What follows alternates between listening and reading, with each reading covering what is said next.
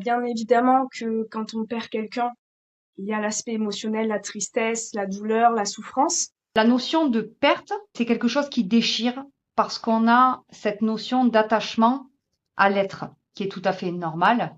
Ce qui me faisait le plus souffrir, c'était les souvenirs et de se rendre compte que finalement, on ne pourrait plus vivre de moments avec cette personne-là. Que cette personne est juste passée de l'autre côté et que la communication en sera même plus puissante. Il y a beaucoup d'impact de l'humain sur l'animal, mais également de l'animal sur l'humain. Vivre ce qu'on a à vivre, vivre ce deuil. Le deuil de soi-même, de son ancien soi, quand on œuvre sur soi. On œuvre toute notre vie sur nous.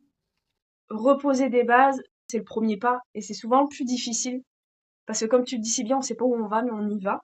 De séparation qu'on a avec notre être multidimensionnel. Très souvent, ce qui vient freiner, c'est le mental, puisque le mental, lui, il prend des décisions par rapport à ce qu'il connaît déjà. On ne s'identifie plus à son trauma, quoi. Aujourd'hui, je traverse ma vie, quoi. Il y a aussi l'aspect incarnatoire, où il faut incarner, reprogrammer physiquement dans la matière.